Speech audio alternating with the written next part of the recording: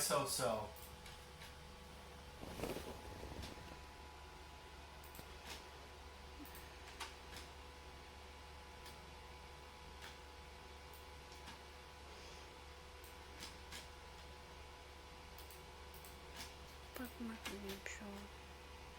All right, so today we are going to talk about random and also talk about fonts.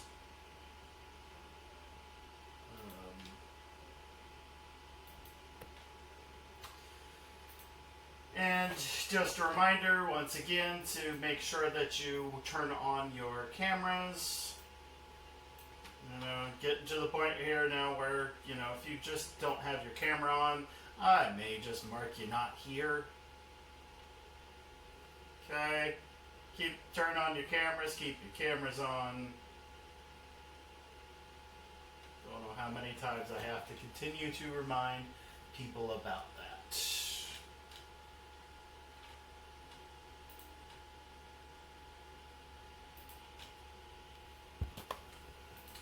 All right, so getting into things today. So, like I said, we are going to talk about random and sprite fonts.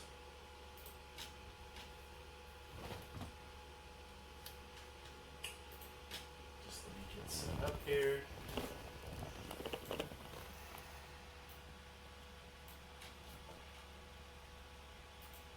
All right. So, last class, I showed you the meteor code and ended up having some random values for the velocity, rotation, and the scale. And I ended up using the rand function. Okay, rand is just one of the many ways that we have to try and get a random number. In computer terms, random numbers aren't actually truly random. Basically, there is some kind of sequence to them, but the way the sequence ends up working, it appears as though it's random. In all of our random number generators, all of the ways that we have to get our random numbers, we have what's called a seed. Okay? A seed is basically a starting point. It's a way to begin our random number sequence. There is some algorithm that uses that seed and then ends up using that to find what is the next random number.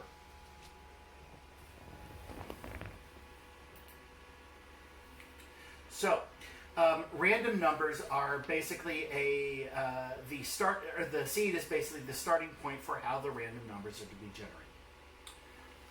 The random numbers are what's called pseudo-random.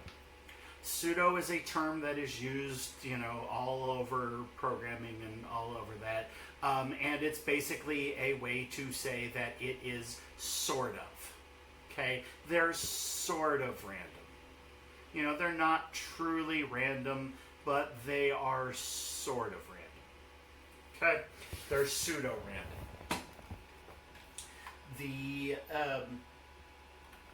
So there is a set pattern to how they're going to be generated.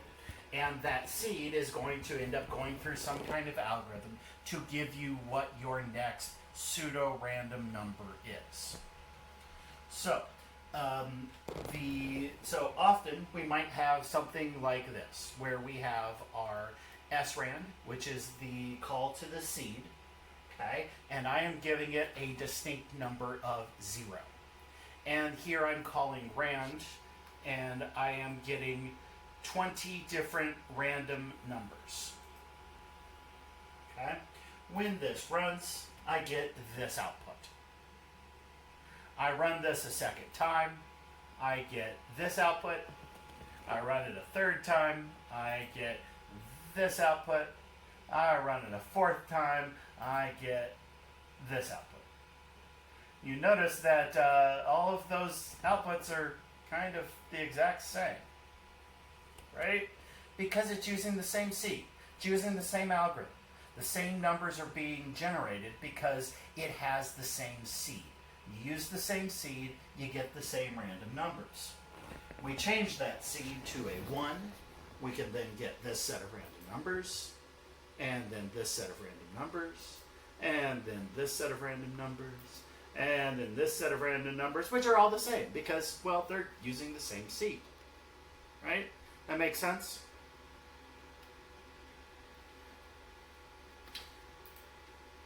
So, and we can change it now to a 2, and now we get a different set of random numbers, but it's the same set run every single time.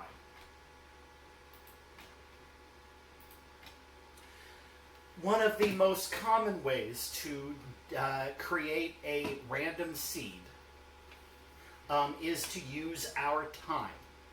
Okay? This is the time in which our application is starting. The beginning point of our application. Okay? This is the current time that this line is being called. Line or time with null is right now, is our current time. Okay? So we are using that exact time as whatever our seed is. So no matter how many times you run it, every time you run it, it's going to be different because your time is now new. Your time is different. Every time it runs, it's going to be a new time. Okay?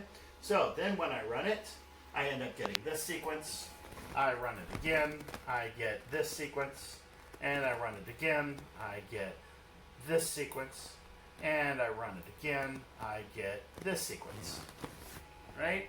Different random numbers.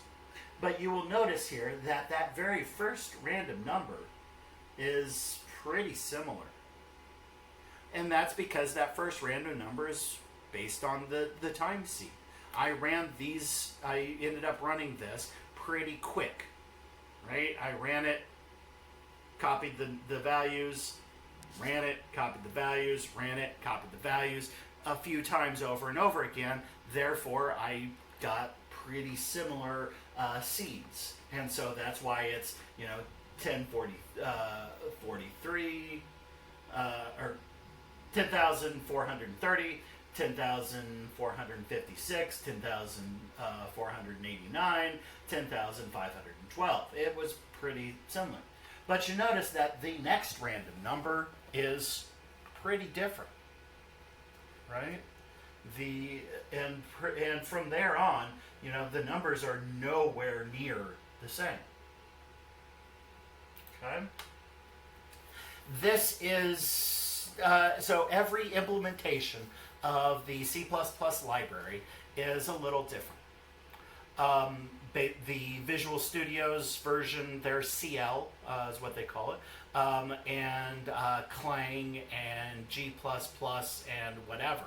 All of these different versions of C all may have slightly different implementations of some of these library functions. But this is actually a pretty standard way that our random is actually being done. It takes so you call the srand, and it ends up saving that value in a variable, in some variable, in this case called next. Okay? Then when you call rand, it ends up calling this function with that value. Okay? And then that value ends up doing some weird arithmetic operation. Okay? This is basically just doing some, doing a big, long multiplication to change our value by quite a bit. Okay? There's a bunch of statistical analysis that went into why these numbers are good. Exactly how that works, not really that important, but this is basically what's being done. And this is why when you have that seed, when you have the same seed, it's going to give you the same numbers because you're multiplying it by the same values and it's doing the exact same operations every time. Your seed is the same, you're going to have the same result from these mathematical operations. Okay? And then each time it ends up creating it ends up changing in this case, our seed, right? Because it took it in as a reference, doing seed equals. So that's why the next value may be very different. Okay, that makes sense?